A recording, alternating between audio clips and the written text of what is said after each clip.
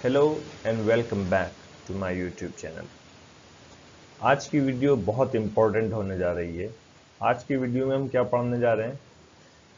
आपने सुना होगा पिछली वीडियोस में भी, या जब भी आप इंग्लिश के सेंटेंसेस बनाते हैं तो बहुत सी दफ़ा हम बोलते हैं कि ये चीज़ सब्जेक्ट है, ये चीज़ प्रेडिकेट है, ये चीज़ फ्रेज है, ये क्लाउज है, या इसी तरीके से ये वर्ब है, ये ऑब्जेक्ट है। तो बेसिकली ये चीज़ें होती क्या हैं, इनको इन ये समझ में कैसे आएंगी और हम इसको कैसे आइडेंटिफाई कर सकते हैं। आज की वीडियो में ब्रीफली मैं ये सब छोटी छोटी बातें आपको समझाने जा रहा हूँ। टोटल बातें जो मैं समझाने जा रहा हूँ वो चार हैं: सब्जेक्ट, प्रेडिकेट, फ्रेज और क्लॉज। लेकिन फिर प्रीडिकेट में भी कई सारी चीज़ें होती हैं। प्रीडिकेट के अंदर कई सारी चीज़ें हो सकती हैं। प्रीडिकेट हो सकता है प्रीडिकेट के अंदर वर्ब हो सकता है प्रीडिकेट के अंदर एक वर्ब होना तो ज़रूरी है, एक से ज़्यादा वर्ब भी हो सकते हैं। फिर प्रीडिकेट के अंदर ऑब्जेक्ट भी हो सकता है। तो उसको हम कैसे आइडेंटिफाई करेंगे, कैसे कैसे पहचान सकेंगे, आज की वीडियो में हम यही जानने वाले हैं। चलते हैं वीडियो की तरफ। पहली चीज़ जो हमारे पास है यहाँ पर वो है सब्जेक्ट। सब्जेक्ट क्या होता है? सब्जेक्ट की दो डेफिनेशन है, एक और दो। पहली डेफिनेशन के हिसाब से सब्जेक्ट हमारा वो आदमी होता है जो सेंटेंस का कोई भी काम कर रहा है। और फॉर एग्जांपल आप ये एग्जांपल लेंगे, Thomas Edison invented the light bulb. Thomas Edison ने लाइट बल्ब को इजाद किया, इन्वेंट किया, उसकी रचना रची, उसकी खोज की। थॉमस एडिसन ने लाइट बल्ब को, लाइट बल्ब रोशनी वाला जो बल्ब होता है, बिजली वाला, जिसे जलाते हैं और आपका कमरा रोशन हो जाता है, वो बल्ब थॉमस एडिसन ने इन्वेंट किया। इस सेंटेंस के अंदर इन्वेंट करने वाला कौन है? जो इन्वेंट करने वाला है वो सब्जेक्ट है। यहां पर इन्वेंट करने वाला कौन है? Thomas Edison. तो सेंटेंस के अंदर जो एक्शन करने वाला है वो हमारा सब्जेक्ट है। सेंटेंस के एक्शन को जो भी परफॉर्म कर रहा है जो आदमी, वो हमारा इस सेंटेंस के अंदर सब्जेक्ट होगा। अगली एग्जांपल है the dog chase the cat. कुत्ते ने बिल्ली का पीछा किया। पीछा करने वाला कौन है? कुत्ता है। तो द डॉग यहाँ पर सब्जेक्ट है। I like big cities. मुझे बड़े शहर पसंद है। किसे बड़े शहर पसंद है? सेंटेंस के अंदर पसंद करने वाला कौन है? आई है। तो आई यहाँ पर सब्जेक्ट हो गया। बहुत सी दफा ऐसा होगा कि सेंटेंस के अंदर एक्शन करने वाला कोई नहीं है। सेंटेंस का एक्शन करने वाला कोई भी नहीं है, बल्कि वो कोई आदमी है, वो कोई ऐसी चीज है या वो जगह है जिसके बारे में हम बात कर रहे हैं।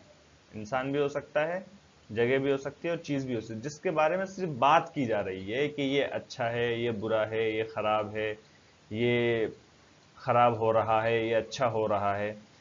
ठीक है। तो अगर एक्शन वर्ब होता है तो वहां पर एक सब्जेक्ट, इंसान काम करने वाला होगा, एक्शन को परफॉर्म करने वाला होगा। लेकिन बहुत सी दफा एक्शन वर्ब नहीं होगा तो फिर उसके बारे में बात की जा रही होगी। तो सब्जेक्ट दोनों हो सकते हैं। वो इंसान जो काम कर रहा है वो भी सब्जेक्ट हो सकता है, और वो चीज जिसके बारे में बात की जा रही है वो भी सब्जेक्ट हो सकती है। फॉर एग्जाम्पल, आप इस एग्जाम्पल को देखें, the condition of Indian economy is deteriorating. India की इकोनॉमी की कंडीशन, इंडियन इकोनॉमी की कंडीशन इज डिटेरियोरेटिंग, खराब हो रही है। इस सेंटेंस के अंदर खराब होने वाली चीज क्या है? The condition of Indian economy. लेकिन कंडीशन ऑफ इंडियन इकोनॉमी कोई एक्शन नहीं कर रही है, बल्कि उसके बारे में बात की जा रही है। अगर आपसे पूछें कि किस चीज के खराब होने के बारे में बात की जा रही है सेंटेंस के अंदर, तो आपका आंसर होगा इंडियन इकोनॉमी की कंडीशन। तो इंडियन इकोनॉमी की कंडीशन इस सेंटेंस में सब्जेक्ट है, और इज हेल्पिंग वर्ब और डिटेरियोरेटिंग आपका मेन वर्ब है। Delhi is one of the most polluted cities in the world. Delhi दुनिया के सबसे प्रदूषित इलाकों में से, सबसे प्रदूषित शहरों में से एक है। बहुत पॉल्यूशन है दिल्ली में। तो दिल्ली के बारे में बात की जाए, दिल्ली एक जगह का नाम है, तो जगह के बारे में यहां पर कौन सी जगह के बारे में, अगर आप सवाल पूछें कौन सी जगह के बारे में ये बात की जा रही है कि वो सबसे ज्यादा प्रदूषित है, आप बोलेंगे दिल्ली। तो दिल्ली आपका इस सेंटेंस के अंदर सब्जेक्ट है। The book is on the table. किताब टेबल पर है। आपसे कोई पूछे किताब कहाँ है, तो आप पूछेंगे, आप कहेंगे उसके आंसर में the book is on the table. कौन सी चीज टेबल पर है? बुक है। तो बुक हमारा यहाँ पर सब्जेक्ट है। तो दो बातें आपको समझ में आ गई। सेंटेंस के अंदर एक्शन करने वाला भी सब्जेक्ट हो सकता है, और अगर एक्शन करने वाला कोई नहीं है तो वो आदमी या वो चीज जिसके बारे में बात की जा रही है वो हमारा सब्जेक्ट है। प्रीडिकेट दूसरी चीज जो है इस सेंटेंस के अंदर, वो है प्रीडिकेट। इस पेज पे, इस स्लाइड पे जो दूसरी चीज है वो है प्रीडिकेट। प्रीडिकेट क्या होता है? सब्जेक्ट के बारे में जो भी बात की जा रही है वो बेसिकली प्रीडिकेट है। फॉर एग्जाम्पल, अगर हम पहली वाली एग्जाम्पल को लें, ये एग्जाम्पल आपके सामने है, Thomas Edison invented the light bulb. Thomas Edison हमारा सब्जेक्ट हो गया, समझ में आ गया, इन्वेंट करने वाला थॉमस एडिसन है सब्जेक्ट। थॉमस एडिसन ने सेंटेंस के अंदर जो भी काम किया है वो सारा का सारा हमारा प्रीडिकेट बनता है। थॉमस एडिसन ने सेंटेंस में क्या किया है? लाइट बल्ब को इजाद किया है। लाइट बल्ब को इजाद करना, ये जो बात बताई गई है आगे थॉमस एडिसन के बारे में, सब्जेक्ट के बारे में जो भी बात की जा रही है वो हमारा प्रीडिकेट होता है। तो the part which tells something about the subject, वो पार्ट जो सब्जेक्ट के बारे में हमें कोई चीज बतलाता है वो सब्जेक्ट होता है। थॉमस एडिसन के बारे में यहाँ पर सेंटेंस का कौन सा पार्ट बता रहा है? ये वाला पार्ट बता रहा है, जिसको मैं भी हाईलाइट कर रहा हूं। Invented the light bulb, invented the light bulb, ये थॉमस एडिसन के बारे में हमको एक खबर दे रहा है, एक इंफॉर्मेशन दे रहा है, ये उसके बारे में एक हमें जानकारी दे रहा है। तो ये जो जानकारी दी जा रही है ये बेसिकली हमारा प्रीडिकेट बनेगा। अब प्रीडिकेट के अंदर अगर आप यहां पर नोटिस कर रहे हो, प्रीडिकेट के अंदर वर्ब भी हो सकता है, आप ये देख रहे हैं मैंने इसको सर्कल किया है, वर्ब हो सकता है, और प्रीडिकेट के अंदर ऑब्जेक्ट भी हो सकता है। इन्वेंटेड द लाइट बल्ब, ये पूरा एक प्रीडिकेट है, लेकिन प्रीडिकेट के अंदर कई चीजें हो सकती हैं। प्रीडिकेट के अंदर वर्ब भी हो सकता है, प्रीडिकेट के अंदर ऑब्जेक्ट भी हो सकता है, प्रीडिकेट के अंदर एडवर्ब भी हो सकता है, प्रीडिकेट के अंदर प्रीपोजिशनल फ्रेज भी हो सकता है, प्रीडिकेट के अंदर हो सकता है 2 क्लाउज हो या 1 क्लाउज हो, तो ये सब चीजें हो सकती हैं। वर्ब क्या होता है? वर्ब बेसिकली एक्शन का नाम होता है, जिससे वो क्रिया, वो फेल जो हम सेंटेंस के अंदर कर रहे हैं वो वर्ब होता है। यहां पर इन्वेंट करना ये एक वर्ब है, उसके बारे में बात की जा रही है। वर्ब को पहचानने का उर्दू या हिंदी में आसान तरीका यह है कि अगर हम किसी वर्ड के आखिर में ना लगा सकते हैं, ना और आ की मात्रा, या नून अलिफ ज़बर ना लगा सकते हैं, तो वो आखिर में सेंटेंस के, तो वो हमारा वर्ब होता है। फॉर एग्जाम्पल, इन्वेंट करना, आप यहां पर इन्वेंट लगा सकते हैं। पीछा करना, चेज, पीछा करना लगा सकते हैं। पसंद करना, लाइक लगा सकते हैं ना, यहां पर पसंद करना लगा सकते हैं। कंडीशन का खराब होना यहां पर भी आप लगा सकते हैं। लेकिन बहुत सी चीजें ऐसी होती हैं, नाउन्स पर्टिकुलर ऐसे होते हैं जिसमें आप आखिर में ना नहीं लगा सकते। फॉर एग्जाम्पल, आप बोलें दीवार ना, दीवार एक नाउन है, आप अगर इसमें ना लगाएं दीवार ना, तो कोई सेंस बनता है? कोई सेंस नहीं बनता। ऐसे आप बोलें खिड़की, आप इसमें ना लगाने की कोशिश करें खिड़की ना, कोई सेंस नहीं बनेगा। पंखा में आप ना लगाने की कोशिश करें पंखा ना, कोई भी आपका मीनिंग नहीं बनेगा इसका। तो अगर हम किसी वर्ड के आखिर में ना नहीं लगा सकते तो वो वर्ब भी नहीं बन सकता। ठीक है, ये बात तो आप पहले समझ गए कि वर्ब एक्शन का नाम होता है, या और सेंटेंस के अंदर अगर हम उस पर ना नहीं लगा सकते या उस वर्ब के साथ आखिर में हम ना नहीं जोड़ सकते तो वो हमारा वर्ब नहीं बन सकता। अब जब वर्ब एक्शन का नाम है तो वो एक्शन जिस पर हो रहा है, उस एक्शन का असर जिस पर हो रहा है वो हमारा ऑब्जेक्ट होता है। फॉर एग्जाम्पल, एक और एग्जाम्पल लें, आई एट अ बर्गर, मैंने एक बर्गर खाया, एक एग्जाम्पल है। मैंने, खाने वाला कौन है? मैंने कौन सा काम किया? बर्गर खाया, तो बर्गर खाया ये प्रीडिकेट है। अब इसमें एट वर्ब है और बर्गर आपका ऑब्जेक्ट है। मैंने जब खाया तो खाने का असर किस चीज पर हुआ? कौन सी चीज खाई गई? बर्गर खाई गई, तो वो बर्गर जो है वो ऑब्जेक्ट हुआ। खाने का असर बर्गर पर पड़ा।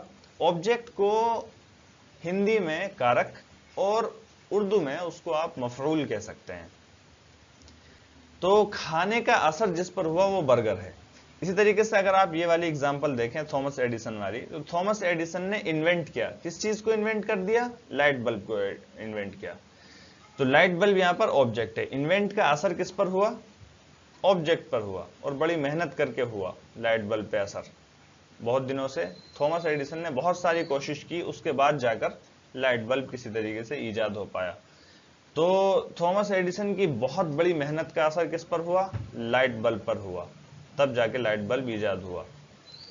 The dog chase the cat, कुत्ते ने बिल्ली का पीछा किया। तो पीछा किसका किया? बिल्ली का। पीछा करने का असर किस पर हुआ? बिल्ली पर। तो बिल्ली हमारा यहाँ पर ऑब्जेक्ट है। मैंने यही सब चीजें सब्जेक्ट और प्रेडिकेट से रिलेटेड अगली वाली स्लाइड में और इसको पॉइंट आउट कर दिया है, आप जल्दी जल्दी उसको देख सकते हैं। सब्जेक्ट की डेफिनेशन दी गई है यहाँ पर, दोनों डेफिनेशन ये आप देख सकते हैं, ये दोनों डेफिनेशन है, और ये प्रेडिकेट की डेफिनेशन है। The part which tells something about the subject, वो पार्ट जो हमें सब्जेक्ट के बारे में बतलाए। अब एग्जाम्पल में यहाँ पर एडिसन या Thomas Edison invented the photograph. Thomas Edison ने कई चीजें इन्वेंट करी, उनमें से एक मशहूर चीज फोटोग्राफ भी है। फोटोग्राफ भी एक मशहूर चीज है जो थॉमस एडिसन ने इन्वेंट करी। तो एडिसन ये सब्जेक्ट है, इन्वेंटेड द फोटोग्राफ ये पूरा, इन्वेंटेड द फोटोग्राफ ये पूरा, इसमें एक इन्वेंट वर्ब है और एक फोटोग्राफ ऑब्जेक्ट है इन्वेंट का। ये वर्ब अपने ऑब्जेक्ट से मिलकर प्रीडिकेट बन रहा है, वर्ब अपने ऑब्जेक्ट से मिलकर प्रेडिकेट बन रहा है। अगले एग्जांपल में द डॉग सब्जेक्ट है, chased the cat, chased, chase verb है, द कैट ऑब्जेक्ट है, ये वर्ब अपने ऑब्जेक्ट से मिलकर प्रेडिकेट बन रहा है। आई सब्जेक्ट है, लाइक बिग सिटीज ये पूरा प्रेडिकेट है, इसमें लाइक वर्ब है और बिग सिटीज ऑब्जेक्ट है, और ये दोनों वर्ब और ऑब्जेक्ट मिलकर एक प्रेडिकेट बन रहा है। The condition of Indian economy ये पूरा का पूरा यहां तक एक सब्जेक्ट है। इज डिटेरियोरेटिंग ये वर्ब है, यहां पर ऑब्जेक्ट नहीं है, तो सेंटेंस के अंदर ऑब्जेक्ट ऐसा भी हो सकता है कि ऑब्जेक्ट ना हो, लेकिन वर्ब जरूर होगा। डेली सब्जेक्ट है, is one of the most polluted cities in the world ये पूरा का पूरा दिल्ली के बारे में जो बात बताई जा रही है ये पूरे प्रेडिकेट है। अब इसमें कई सारी चीजें हैं। इज यहां पर मेन वर्ब है, one of the most polluted cities in the world ये अपने तमाम जो भी इसके मुतालिक चीजें हैं ये सब मिलकर फिर इज का कॉम्प्लीमेंट है, ये यहां पर कॉम्प्लीमेंट है, इसको ग्रामर की लैंग्वेज में कॉम्प्लीमेंट बोलते हैं। जैसे फॉर एग्जांपल हम ये कहें यू आर वेरी स्मार्ट या यू आर स्मार्ट, यू यहां पर सब्जेक्ट है, आर वर्ब है। अब वेरी स्मार्ट ये कोई ऐसी चीज नहीं है जिस पर आर का असर पड़ा हो, बल्कि ये पहले से ही एक ऐसी चीज है जो सिर्फ सेंटेंस को पूरा करने के लिए आई है। तो कॉम्प्लीमेंट का मतलब होता है बेसिकली पूरा करना यहाँ पर। तो यू आर वेरी स्मार्ट जो है कॉम्प्लीमेंट है। द बुक किताब, इज मेन वर्ब हो गया आपका, और ऑन द टेबल ये आपका, ऑन द टेबल ये प्रीपोजिशनल फ्रेज है, ऑन इसमें प्रीपोजिशन है, द टेबल यहां पर प्रीपोजिशनल फ्रेज है, ऑन द टेबल ये पूरा प्रीपोजिशनल फ्रेज है, और फिर is one of the table ये पूरा एक प्रीडिकेट है। द बुक एक पूरा सब्जेक्ट है, is one of the is on the table ये प्रीडिकेट है। अब इसमें इज वर्ब है और on the table prepositional phrase है। उम्मीद है आप इसको समझ गए होंगे। चलते हैं अगली स्लाइड की तरफ, वीडियो भी लंबी होती जा रही है हमारी।